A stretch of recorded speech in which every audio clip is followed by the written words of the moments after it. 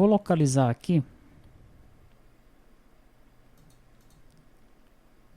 Opa, não é isso que eu quero não.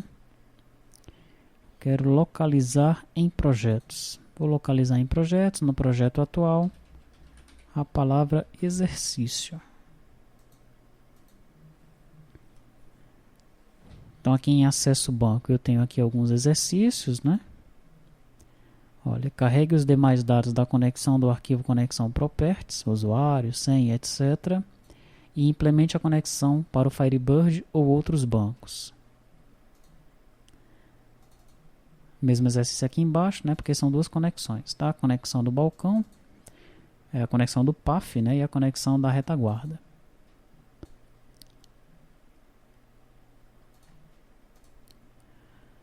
Em configuração controller, nós temos aqui um exercício. Complete o VO da resolução caso queira fazer uso das opções abaixo no sistema. Tá? Então o VO da resolução ele vai ter aí esses campos, né? Mas a tabela de resolução tem essas opções aqui, ó, que foram implementadas lá pelos colegas do Delphi.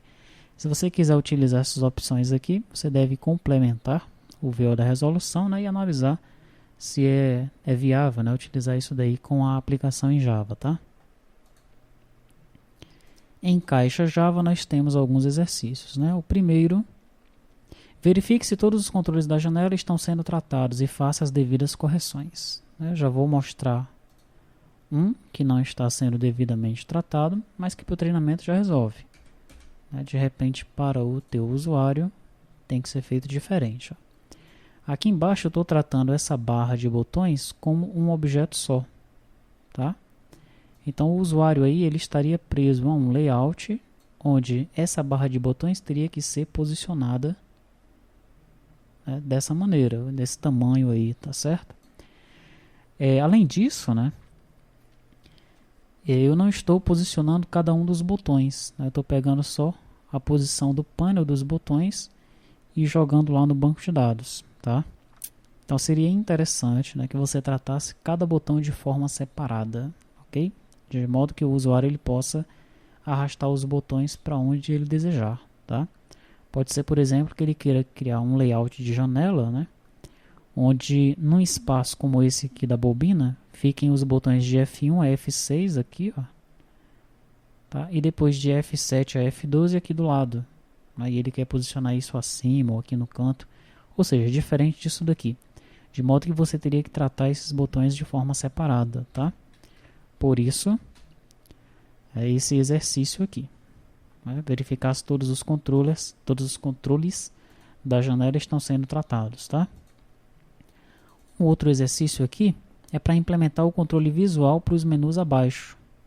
Mostre os panels quando o usuário pressionar a sua tecla de função respectiva. Então, olha, o painel menu fiscal, painel operações, painel principal e painel submenu, se você observar, eles também são, a posição deles também é armazenada aqui, ó. Painel menu fiscal, operações, principal. E além deles, o painel submenu, né? Então, qual é a sugestão que eu dou para você nesse exercício? É que você mostre o painel quando o usuário pressionar sua tecla de função. Como assim? Para o painel principal é F2. Né? Então o usuário pressionou F2, você mostra para ele o menu principal na posição que está definida para ele. Né? Na verdade, isso aí já vai ser setado ali no set resolução. Ele já está pegando a posição do menu principal e ele já está no lugar que é para ser. Ele só está invisível. Tá? Então, pressionou F2, você apresenta o menu principal e apresenta o submenu. Daí o usuário ele pode carregar os dois para onde quiser. Né? Quando ele pressionar ESC, você torna os componentes invisíveis novamente. Pressionou F3, você apresenta o menu operações e também o submenu, para ele poder trabalhar com os dois. Pressionou F4, a mesma coisa, você mostra o menu fiscal e também o submenu operações. Pressionou ESC, veja que o ESC agora está para sair do caixa, né? Nesse caso você alteraria um pouco, ao pressionar ESC você deixaria esses painels invisíveis, tá? E aí o usuário ele só sairia aqui da janela do caixa ao pressionar F12, com a opção de salvar ou não, tá? Então isso que requer esse exercício aí.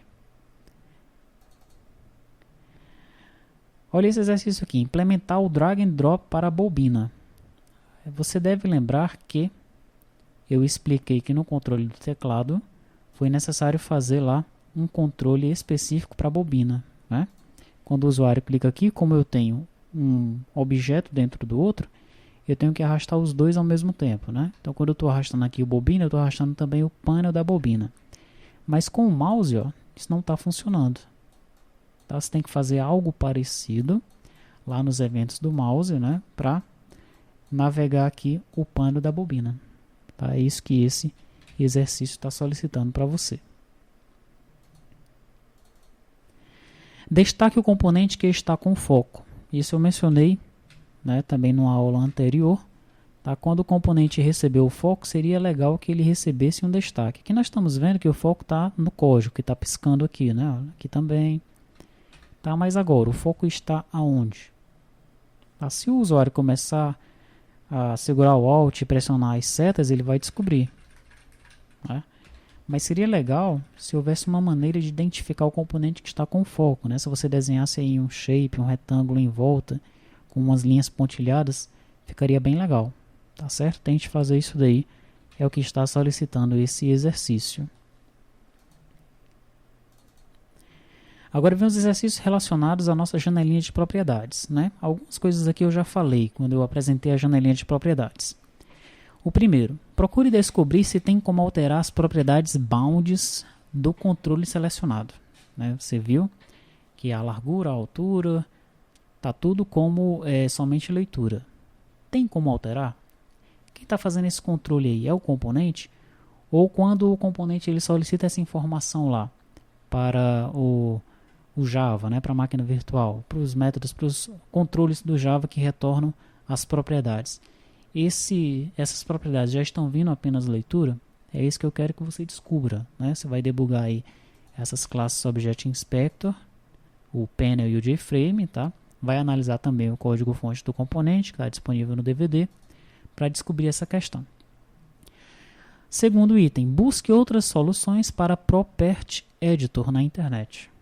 Né? Também já tinha mencionado isso daí. Existem outras soluções de código-fonte aberto, de código-fonte fechado, tá? Opções simples e complexas, tá? E aí você vai analisar qual é a melhor. De repente a melhor é essa daqui que a gente está usando mesmo, né? Veja se é possível utilizar o próprio Property Editor do NetBeans. Aí uma outra sugestão. O NetBeans, como tem o código-fonte aberto, certamente é possível utilizar esse cara aqui, ó. Mas qual é a complexidade disso?